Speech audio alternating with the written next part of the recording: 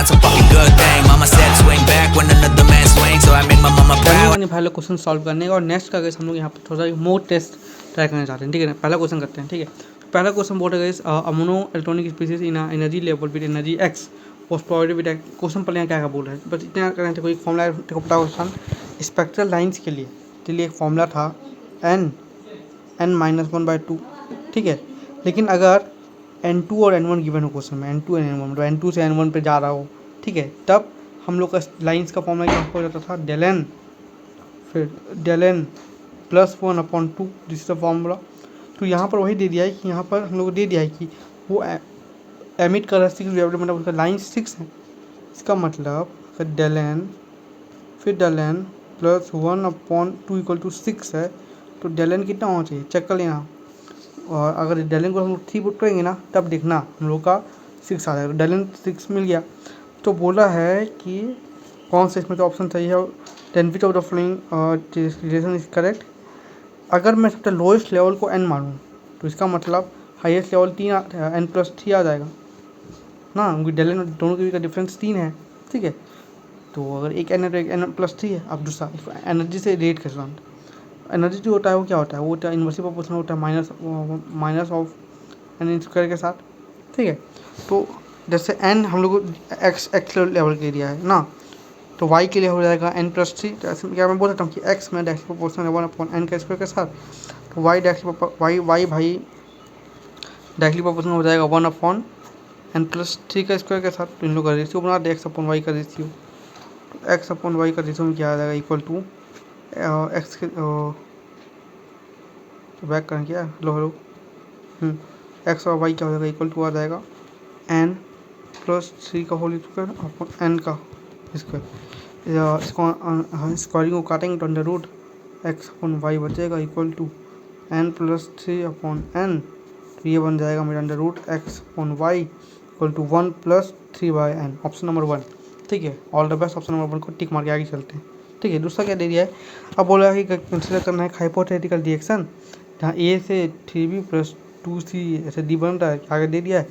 तो बोला है कि ली चाइल्ड प्रिंसिपल में कौन से ऑप्शन सही है।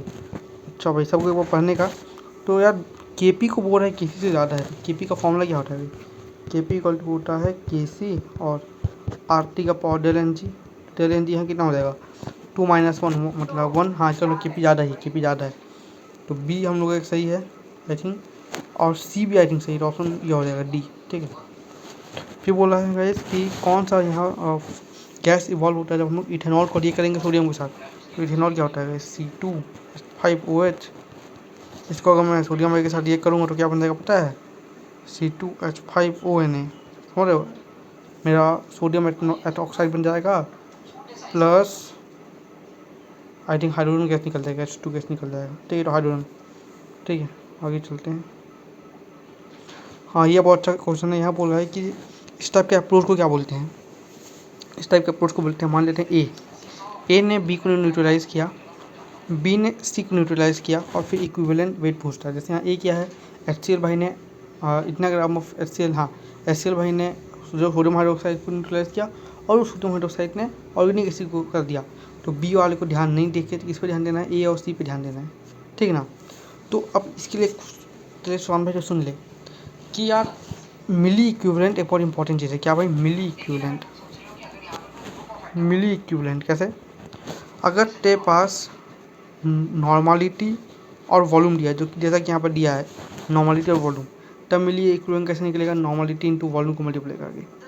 दूसरा तेरे को अगर मोलारिटी और वॉल्यूम दे दिया होता तब तो मिली इक्विवेलेंट कैसे निकलता, molarity into n factor into volume, जैसे ऑक्सीजन का n फैक्टर 4 होता है। तीसरा और बहुत इंपॉर्टेंट, अगर तेरे पास मास पता है किसी का मास ग्राम में किसी में भी, तो वो तेरा मिली इक्विवेलेंट कैसे निकलेगा, mass upon equivalent weight into 1000 करके। ये क्या है, मिली इक्विवेलेंट का फॉर्मूला। तो यहाँ पर अगर मैं देखूँगा मिली इक्विवेलेंट निकालते हैं HCl भाई का, तो यहाँ क्या आ जाएगा, मिली इक्विवेलेंट वॉल्यूम को इंटू कर दो, वॉल्यूम ml में होगा इसके साथ, तो ये अपना बन जाएगा, नहीं बोलो, हाँ ये बन जाएगा 2 प्लस इसका आ जाएगा 3, मतलब 5 आएगा मिली इक्विवेलेंट। तो अगर 5 मिली इक्विवेलेंट हमारे न्यूट्रलाइज करता है 40 ml ऑफ NaOH के, तो ये ऑल्सो न्यूट्रलाइज करेगा ऑर्गेनिक एसिड को भी। तो मिली इक्विवेलेंट, और मेरे को ऑर्गेनिक एसिड का मास पता है, तो अभी हमने फॉर्मूला देखा था कि मिली इक्विवेलेंट 5 डाल देना, और mass of the organic acid 0.61, equivalent weight तो निकालना है। फिर इक्विवेलेंट वेट को ई मानते हैं इंटू 1000, ये फॉर्मूला था ना। तो ये बन जाएगा 5 = 610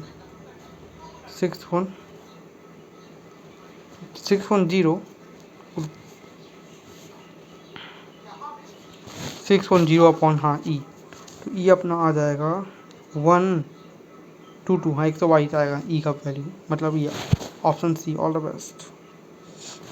फिर बोला है इसकी कौन से यहाँ पर रिएक्शन में कार्बन कार्बन बॉन्ड का फॉर्मेशन नहीं होता है, तो देख लेना। रेमर टेबल में तो बन जाता है भाई, फिटर कप में भी होता है, इसमें भी होता है, किंजाडो में केवल स्वैपिंग होता है, ठीक है। तो इसका हो जाएगा डी भाई, ठीक है। ये बहुत अच्छा क्वेश्चन है। एनिलीन का नाइट्रेशन के बारे में पता हो, डायरेक्ट नाइट्रेशन करते हैं तो क्या होता है, डायरेक्ट नाइट्रेशन पे अपना 51%, पैरा 47%, मेटा और 2% आई थिंक ऑटो बनता है।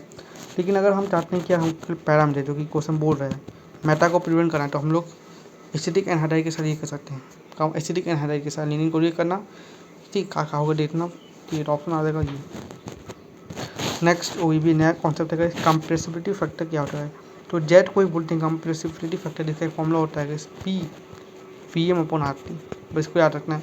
तो इस जेट के जगह पर मैं वैल्यू को पुट कर दूंगा, Vpm इसको भाई Pvm/RT को इक्वल टू आ जाएगा मेरा 1 + Bp/RT को। तो मैं क्या कर दूँगा, दोनों साइड मल्टीप्लाई कर देता हूँ मैं, सब साइड किससे, RT/P से, ताकि Vm मेरे को अकेले मिल जाएगा। तो Vm मिलेगा, यहाँ मेरे को मिल जाएगा RT/, क्योंकि मोलर वॉल्यूम हम लोग पूछ रहे हैं, तो RT/P प्लस यहाँ मेरे को बचेगा B। तो R का वैल्यू दिया ही है, T का वैल्यू भी दिया ही है 500 केल्विन ना, हाँ प्रेशर का भी 600 बार दिया है, तो सब कैलकुलेट करना। इसका ऑप्शन नंबर दिया है आई थिंक 8.62 वाला, ठीक है, ऑल द बेस्ट। ये टोटो मैनेजम वाला है, इसको चेक कर लें, इसका मैं भी चेक कर लूँगा बाद में। ठीक है। गिब्स फ्री एनर्जी का और हमारे उसका इक्विवेलेंट क्या बोलते हैं, इक्विवेलेंट कांस्टेंट का रिलेशन होता है कि डेल जी जो होता है वो होता है मेरा -RT ln K, del G equal to -RT ln K होता है, कोई दिक्कत नहीं। तो अगर मेरे को इक्विवेलेंट कांस्टेंट ही पूछ रहा है तो यार सब, और अगर एक और ट्रिक बताता हूँ, क्वेश्चन में 1000 केल्विन लिखा है तो हम लोग डायरेक्टली एक फॉर्मूला यूज़ कर सकते हैं, ये वाला log K is equal to del G, जो किलो जूल में होगा, अपॉन 19.15। तो ईजी हो जाता है, ठीक है, करके देख लूँ। जैसे log K equal to -8.1 kilo joule है, अपॉन माइनस में तो पूरा पॉजिटिव हो जाएगा, अपॉन 19.5 ना 15, ठीक है। अब क्या करता हूँ, इसको मैं 8/20 बोल सकता हूँ, मतलब ऐसे ही भाई अप्रोक्स लाने के लिए। तो ये में बन जाएगा 4/10 या फिर 2/5 या फिर 0.4 समथिंग। तो log K इक्वल टू अगर 0.4 है, 10 का पावर 0.4 समथिंग या 2 पॉइंट समथिंग, तो ऑप्शन डी, ठीक है यार। ये बहुत अच्छा क्वेश्चन है, जैसा कि हमको पता ही है इसकी एल्कीन है, ठीक है, एल्कीन भाई, क्या एल्कीन भाई, उसमें अगर हम लोग कोल्ड KMnO4 डालते हैं और हॉट KMnO4 डालते हैं, क्या होता है, कोल्ड डालते हैं तो क्या बनता है भाई, डाई-ओल बनता है, हॉट डालते हैं तो क्या बनता है, डाई-ओइक बनता है, ठीक है ना। और क्यू वाला तो ठीक है, तो ये पक्का यहाँ पर पी में क्या डाले होंगे हम लोग, हॉट एसिडिक KMnO4 डाले होंगे, और क्यू तो भाई ऑक्सीडाइजिंग एजेंट है, ठीक है, तो बी एंड सी आएगा करेक्ट। ओह इसको ये I think solid state chapter का है, तो यार वो तो हम लोग डिलीट में ख्याल से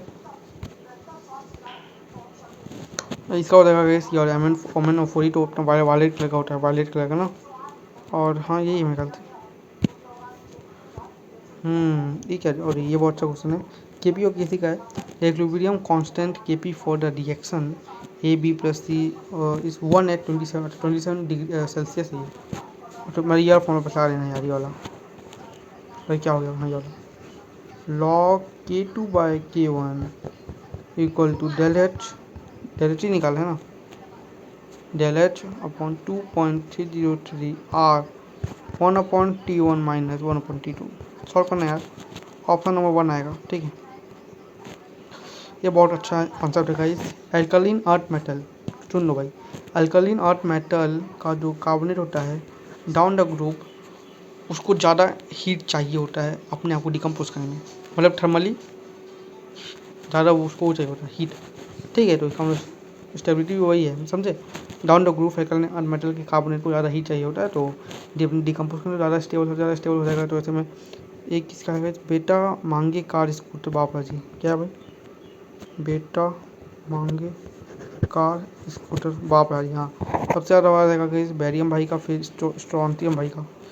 तो सबसे ज़्यादा ऑप्शन नंबर ओ यही हमें कर इतना ही है गाइस। तो ठीक है, ऑल द बेस्ट। एक और था लेकिन उसको देखूंगा नहीं, ठीक है। सबमिट करेंगे, सबमिट तो हमने कर दिया गाइस। और हम लोगों ने गाइस एकदम 100% एक्यूरेसी के साथ 3 स्किप किया, फायर सही, ठीक है। All the best.